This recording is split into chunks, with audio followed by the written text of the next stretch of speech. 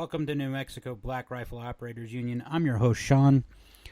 Today, from The Truth About Guns, I wanted to talk about this case because it's kind of important.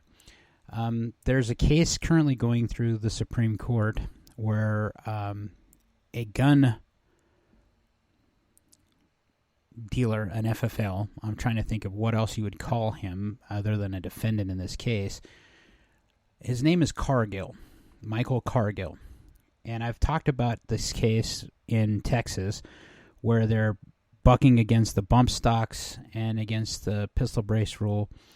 And Cargill versus Garland is what it is. And what Cargill versus Garland is Merrick Garland, of course. So he's going after the federal jurisdiction on this, but it was a bump stock case. That is specifically what we're going to talk about. So Cargill was one of the guys that tried to sue the ATF and the federal government on behalf of us gun users, or us gun owners, on behalf of the bump stock ban that Trump pushed down.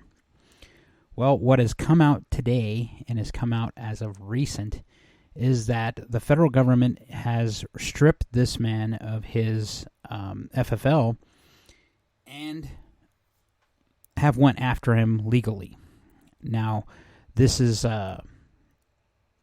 retribution for going and trying to protect our rights. This shows that two-tier justice system, but it also shows the ATF is very much in the camp of reprisal. They're going to go after anyone who goes after them because that's how they see they're going to win in one way or another. Now, this is a bad thing. We all know that. But what really sucks about this is that door that was opened by Trump when he went and said to the ATF, I want you to change a rule. And I want you to change it so that it benefits what I'm trying to do for the gun control agenda because we had a bad shooting. Specifically the one in Vegas. This is where all this stuff came from. So if you don't know about the shooting in Vegas, look it up. The guy used a bump stock. He had an elevated position, and that's why he got so many kills. It was horrific. It was a big thing. There's a lot of conspiracy around it. I wonder about some of the things in that because the cadence seems a little bit off, and it seems like there's more than one shooter, at least in my opinion. I can't verify any of that, and there's been no verification for it. But what's interesting about the Vegas case is it just kind of disappeared. There's been no motive that was pushed out. The investigation kind of stalled after the guy was killed or killed himself. Actually, he didn't kill himself. They killed him when they entered the hotel room to where he was at. But it leans in that conspiracy realm of what did this guy do, what twisted him off, and why did it happen at that time? And this is one of those prime examples of where Trump didn't listen to the people around him or listen to the wrong people around him, specifically the NRA. And they went after bump stocks. And we're currently in this fight for, the pistol brace stuff, if you own one of these, because of that door being opened. Now, we have to think very hard. Every time there's some sort of emotional response, a shooting, there's an emotional response. Let's put it that way. And I find myself even being pulled into some of that and going, well, maybe there's something we can do about this. But the minute you do that, and the minute I've done it, I've caught myself giving up, basically, giving up part of our rights. We can't do that. Every time we see this stuff, even as horrific as they are, they're going to try to clamp down on us. And we need to come back more as a united front and say no. I understand, we all understand that bad things happen because mentally ill people do stupid things. And it makes you wonder what we could do to help prevent that. Now, with that, we need to stop thinking that there ought to be a law about whatever. Because every time we say that, we're giving them that little bit of traction to do something extremely stupid that's going to end up hurting freedom in one way or another. And it happens consistently. You know, after the shooting, and I've talked about this shooting many times on this podcast, when I was working for a school district, there was a lot of self-reflection as a gun guy, as a 2A guy. What I could have done to help prevent that. You know, was there some law that could have helped prevent this? Was there some sort of ban that could have prevented this? Now, let me explain my mental state in this place. You know, I got to see those awesome videos of the shooter walking around to get to campus, to get onto campus. We didn't have indoor cameras, so I didn't get to see any of that stuff. However, I did have to see the scene right after it happened. I had to make the decision with the superintendent at the time on how we were going to help keep education going, how I was going to bring up a lab because the shooter shot up a lab, and how I was going to try to get that squared away so that we could continue on with the rest of our kids for the rest of the school year. That was kind of horrific because I got to see the bloodstains. I got to see the bullet holes. I had to deal with all of that stuff. It wasn't until way later that I actually got to see the crime scene film or the crime scene pictures, which haunt me to this day. And I still have repercussions from that, in that I hear sirens or I hear helicopters, and I kind of freeze for a second or two before I start looking around and realizing that that's just a response I have because of stuff that's happened to me in my past. Now, with that, understand that we lost 2 kids in that shooting. And for someone who is was very focused at the time at protecting the kids in all ways I could, specifically in the IT realm, I took it very offensively. You know, I took it personally. And it made me do a lot of self-reflecting as to what could we have done, possibly, to have prevented this. And what it boiled down to in my particular case was this kid had a very poor home life. And his parents had kind of checked out and stepped away from him. And this person didn't have anyone really in his life. There's a lot of loners type stuff that he was doing. You know, he was very socially awkward. And it made me look at how did he get his gun, number one. So he used a pistol in my particular shooting.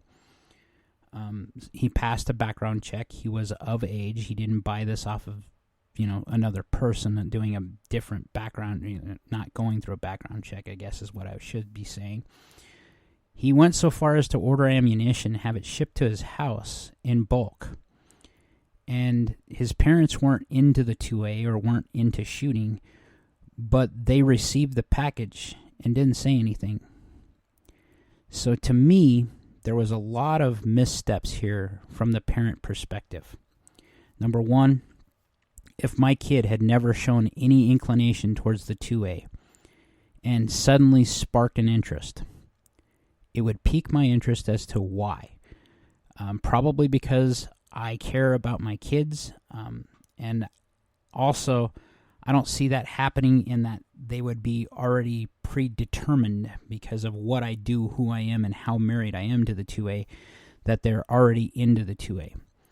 But I'm saying as an outsider looking in, if your kid just randomly starts picking up on guns, might be a time to start checking in and seeing what they're doing. I'm not saying it's bad. Maybe they just determined they have these rights, and that's a great thing. But as a parent, you should know your kid enough to know that what their likes and interests are, what their major likes and interests are. Okay, so that's red flag number one. Red flag number two, this guy had posted several things on YouTube and different places talking about envying shooters. That should be a red flag because that shows a mental illness that needs to be, a mental issue, if not a mental illness, that needs to be addressed. You need to talk to someone if they're thinking about shooters as a good person. I've never met a shooter that was interested in that type of thing in the 2A. Most of us like to shoot recreational. Most of us have some sort of tactical expertise that we're trying to attain. Most of us see this as kind of like an archer sees shooting their bow, And it's your right.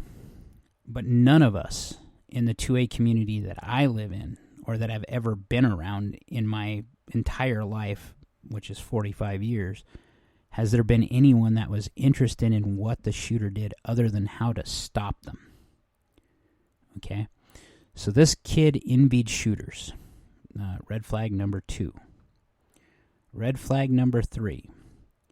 This kid had done some stuff at schools that kind of lend credence to him being a shooter.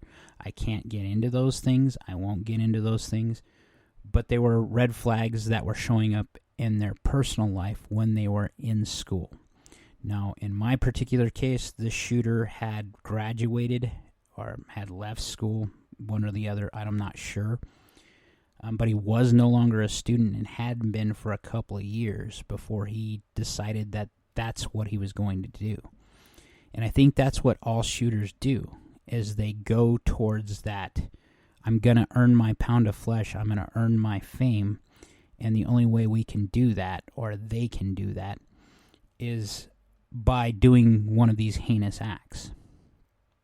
Okay, red flag number 3 or 4, I lost track already.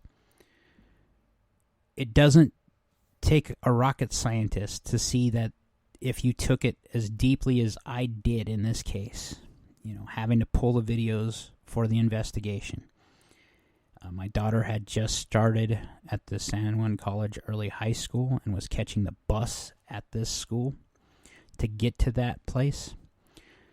I had just adopted them, if I didn't say that, or if I said that, let me reiterate that. So, on the day that this happened, someone came into our office and said, hey, there's been a shooting in Aztec High School. We need to lock down and we need to start the process, the culture that is unfortunately necessary in K-12s of safety to start the process of locking down schools and starting the ball rolling to make sure everyone's safe. So I did that. I made sure that all the schools were locked down from the district level because I could do that.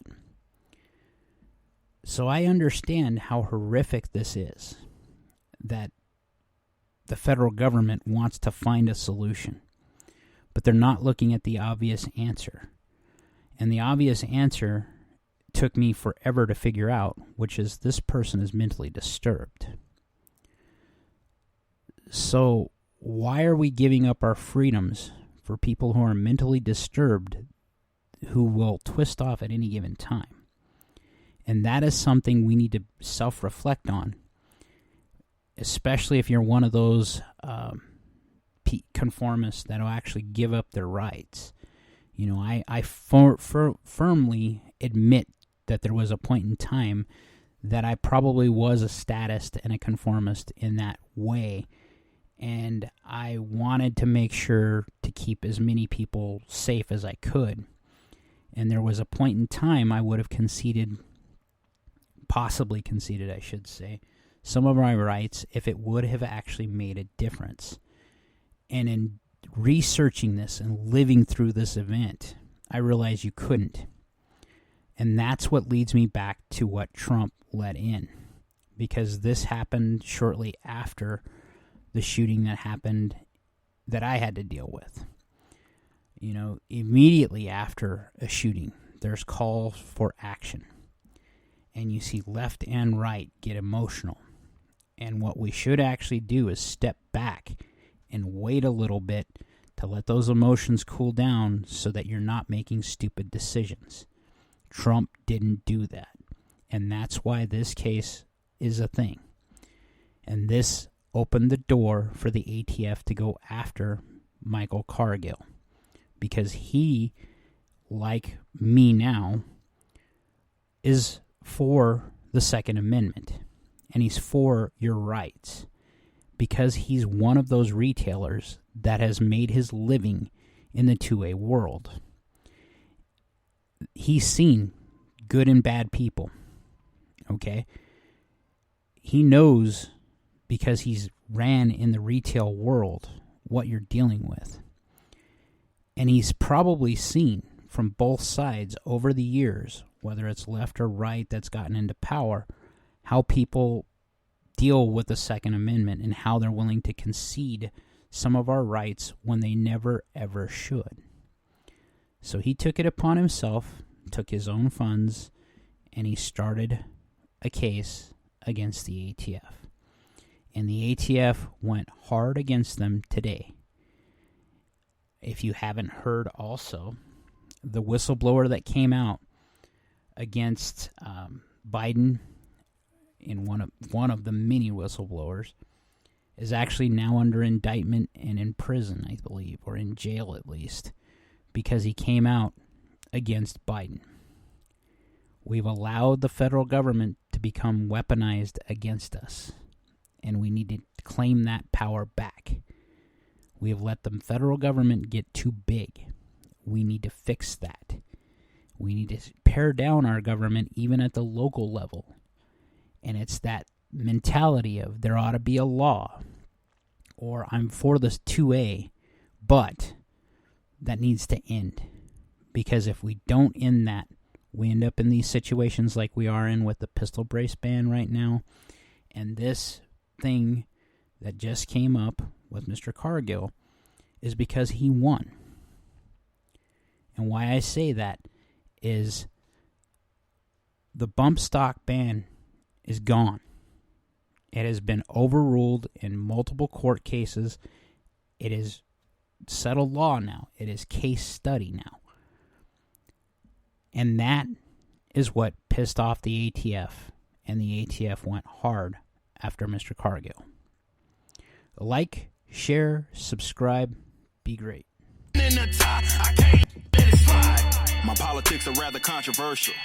Who would have thought that I ain't catching all slack and I have enemies on my ball sack? I'm